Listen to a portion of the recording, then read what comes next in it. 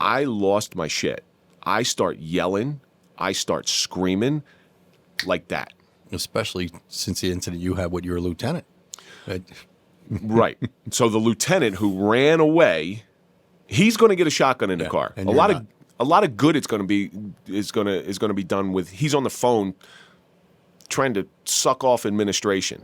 This is going to hurt. It's time for the Suffering Podcast. When the darkness inside of us bubbles up and emerges in a surprise fashion, a universal struggle in every individual is the battle and war that we wage against ourselves. We fight to keep that demon subdued. We fight to keep the beast chained. Our victories are relished. Our defeats are lamented. When the darkness overtakes us, we travel down a narrow path with high walls. Rarely seen is the right or the left. We are hyper-focused on the threat in front of us with laser precision. We require the weapons and arsenal to fight the war every day.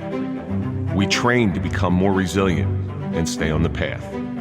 Our beast will never be defeated, but may be tamed by never giving up.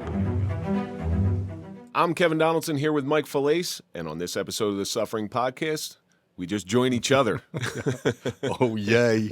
But we're gonna talk about a very serious subject today. We're going to talk about the suffering of the beast, and we're going to get into exactly what the beast is. Those of you who have gone through any type of trauma in your life, you're going to know exactly what the beast is.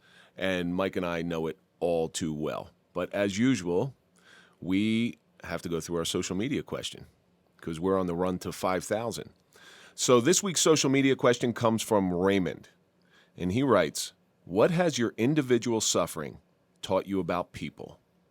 Because people change around you after you had some sort of problem. Well, people change around you, and also people that are going through suffering. Now you have a different perspective on that. Before our incidents, and you heard of someone going through a traumatic incident, I always, and you hear when they retire. I always thought, you're faking. You're faking it. And I know you went through that on a personal level. Absolutely. But now you start to have more of a feel for them. And, and as you know, through this podcast, we've reached out to people that have gone through, whether it be shootings or traumatic incidents, and we talk to them and help them through it. You think it's the same as when we were cops, where you hung around cops more because they just understood you? Now we may hang around some damaged people. Some of our best friends are the guys that we went to therapy with. Yeah. And we're in a text thread with them almost every day. Guys from my department, I don't text anybody from the department anymore. I don't talk to anybody from my own department. Well, I talked to a couple guys. Yeah. One of our guys just had a golf outing, and I went up there to show support for it. I can't golf anymore, but you've seen people change around you, how their actions towards you. It's kind of like being a recovering alcoholic. A lot of people dance around you. You're right. They don't want to set you off. Like you said, with a recovering alcoholic, you go over his house and drink beer in front of him. Well, that's Bobby Crudell said that. People were very hesitant to drink around him after he went to rehab. And he's coming in here real soon, so, but that's going to be a different episode. People were real hesitant to drink around him. And he's like, well, by you doing that, now you're making me feel uncomfortable. Did you feel that people avoided you? A lot of people did. A lot of people did. But what did it, I see both sides of it. Okay, Absolutely. I see both sides of it because there are people who reached out to me that I didn't answer the phone. And then there's people who I thought would reach out that never called. But, and I got kind of mad at it. But being removed so far from it, what the hell are they going to say? Exactly. And, and a lot of people did come up to me months later and say, I didn't know what to say to you. Yeah. Because, like I said, before our incident, we didn't know what to say to people either. No, you have no perspective on it. I could honestly say in my career, I've never reached out to someone who went through that traumatic of an incident to see how they were doing. Because I didn't know what to say. I didn't know what they were feeling. I didn't, until we got a hard-earned education on it. Yeah, I didn't know what those feelings were about. Some of those life lessons seem to slap you right across the face. Shit. Yeah. And across the ass and across the everywhere else on your body. And I will let go of something here. And I've never talked about this before. It's only me and you. Nobody else are listening. So go ahead. Yeah, there's nobody else listening. We're only on the verge of 5,000 subscribers for YouTube, but nobody's listening. I've never talked about this before. After my shooting, my family, my immediate family, not my wife and kids, my immediate family changed. My brother who was also a police officer.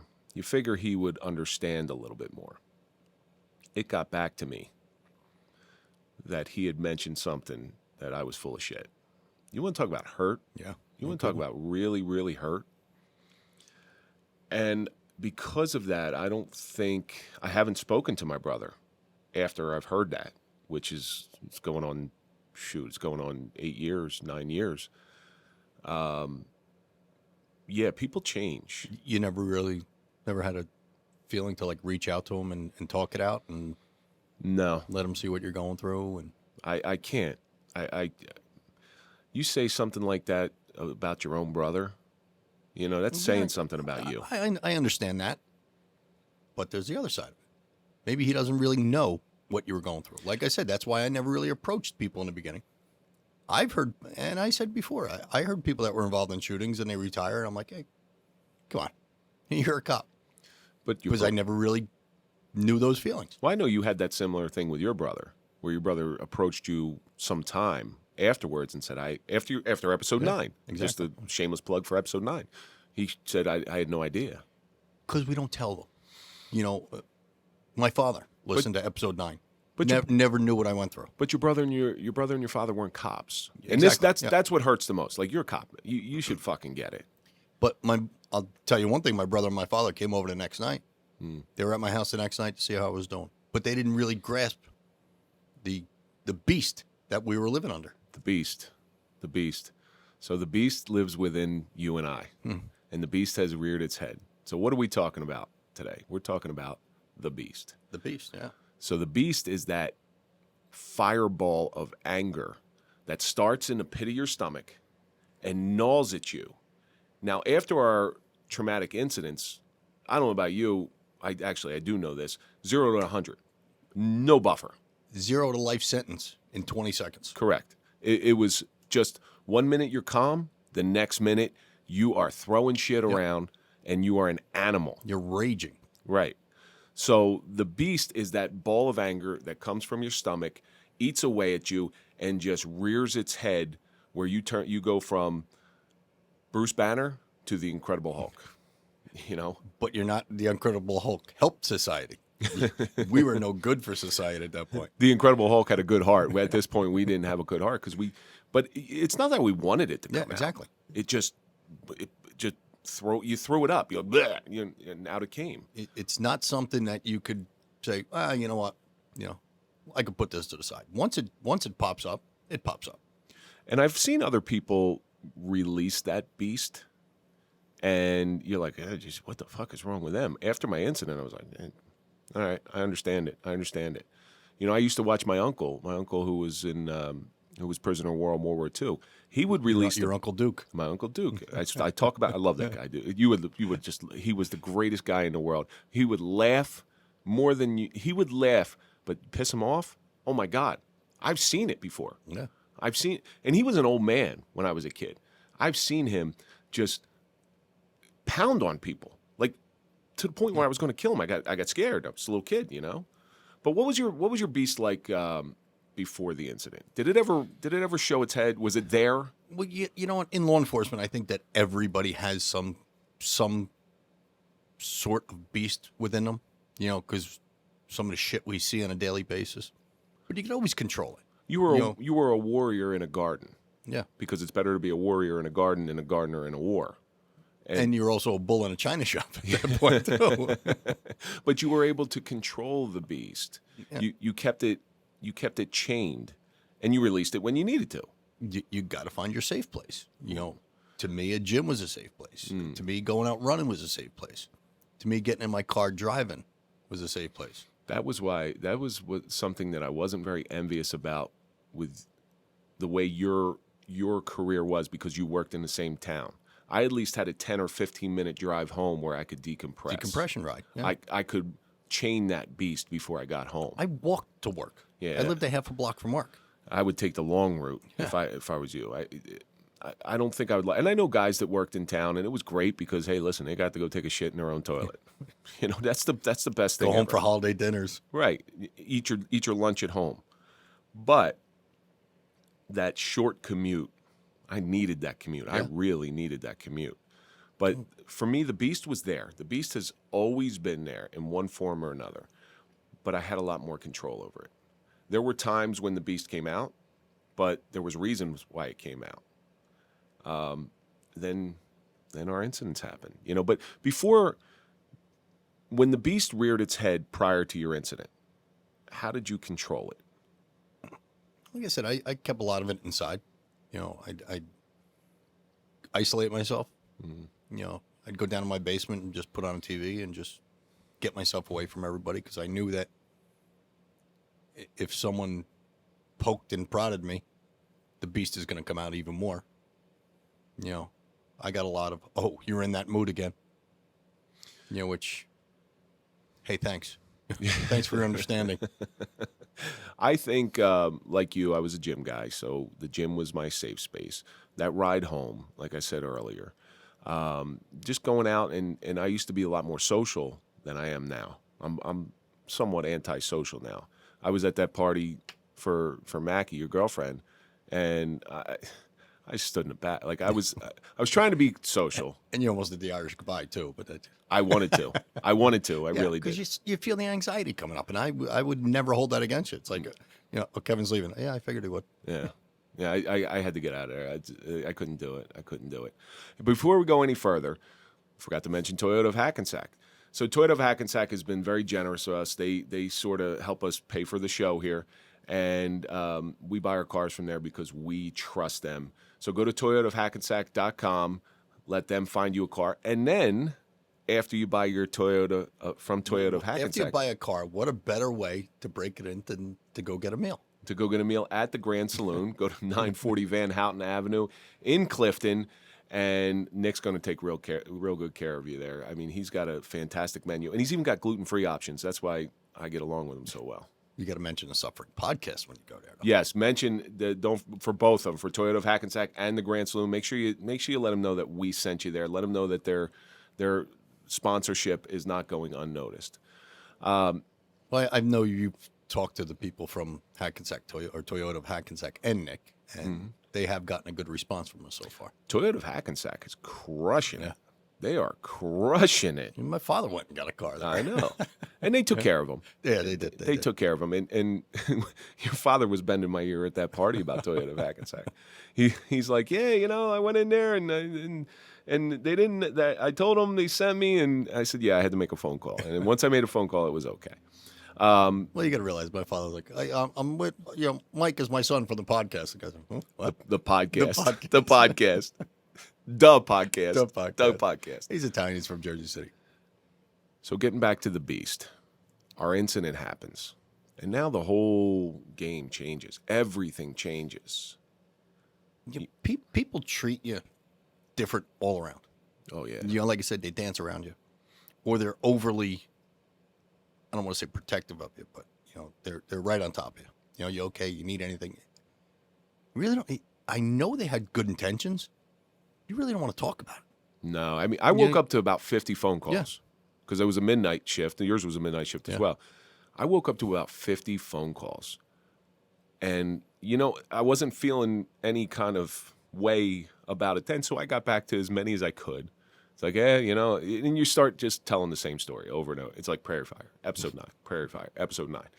And you get tired of it. It's you just, like you want a tape recorder and just hit play. I mean, I'm sure it's the same thing with you. I mean, we haven't even talked to her. Now, of course, you got to get an attorney right away. Yeah. We hadn't talked to attorneys yet. We didn't even have a debriefing on it yet.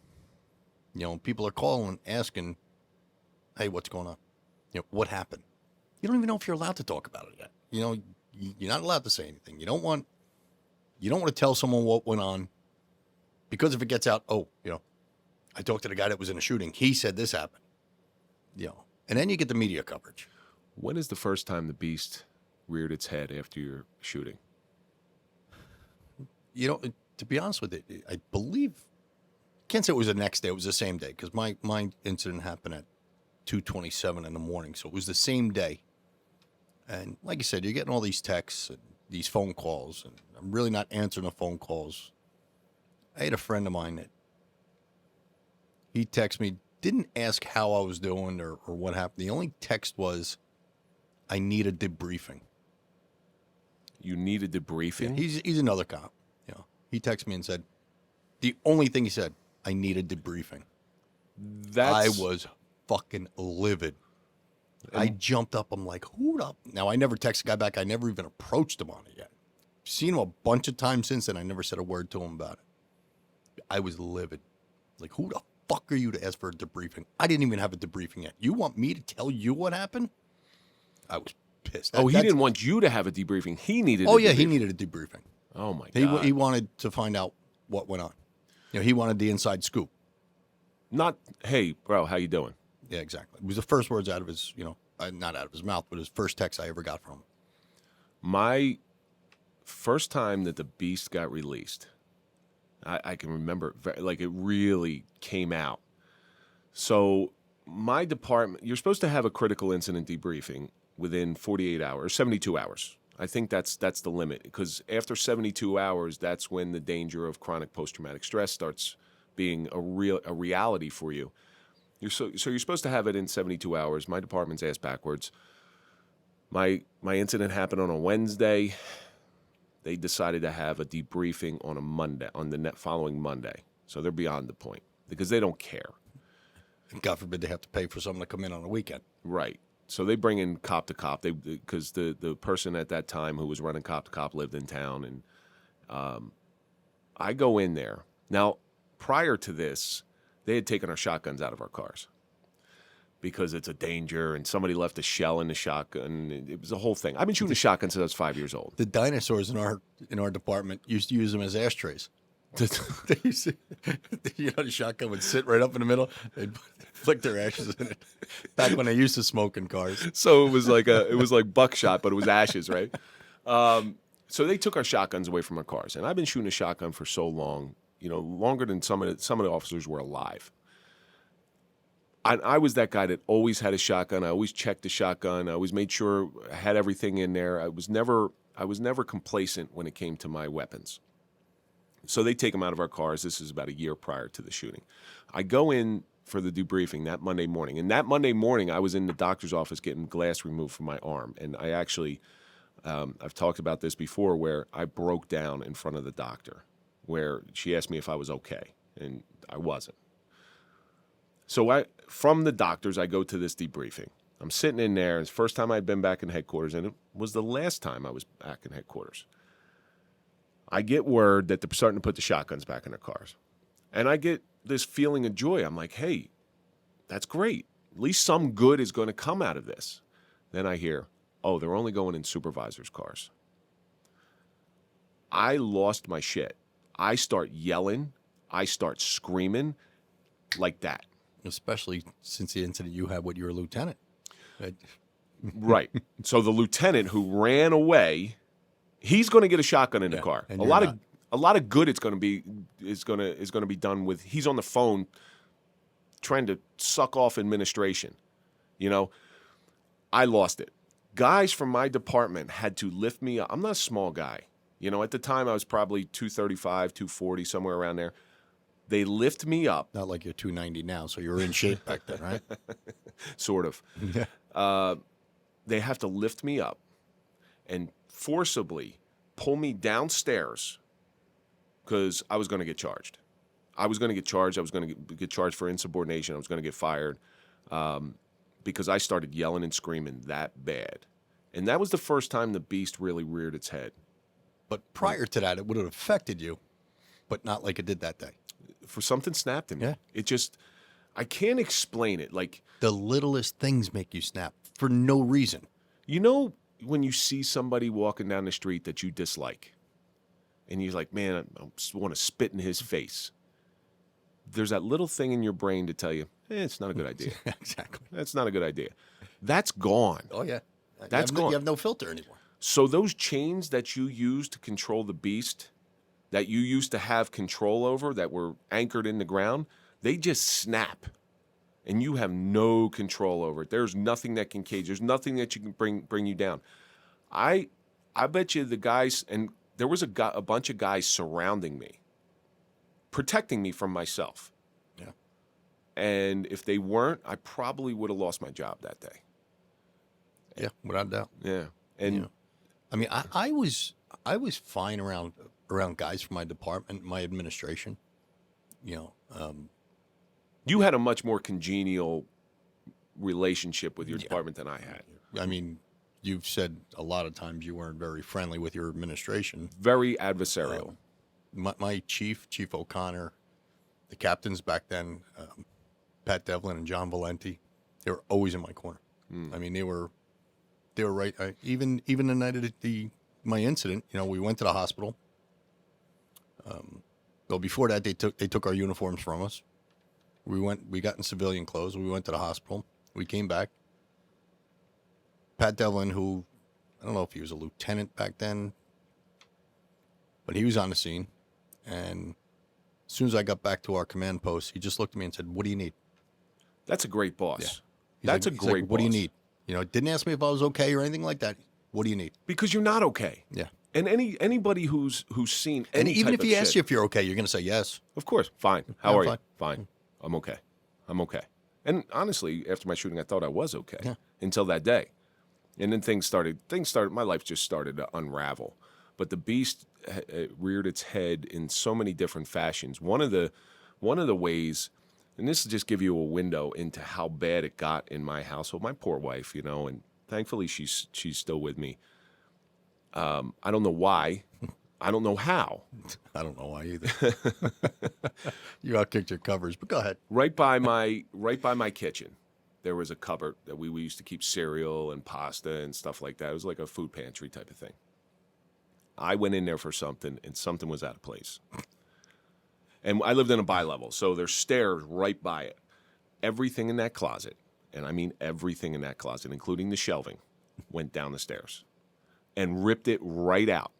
I didn't go pick it up. I didn't do anything else. I mean, think about this. Your husband's in a shooting. He's exhibiting this behavior, and this is not the first time he's exhibiting this behavior. And he just takes for something being out of place. That's how bad it is. Yeah. You know how when you get aggravated at something, when you get so aggravated at home, and you just you do one of those. Everybody out there knows that one. That's the normal reaction. It doesn't stop at for us. It's boom, down the stairs, cereal, pasta, baby food, formula, everywhere on the ground, everywhere. And I just walk out of the house like a jerk off. Yeah. How does a spouse deal with that? They could either be understanding or go in the opposite direction. They could. I mean, yeah.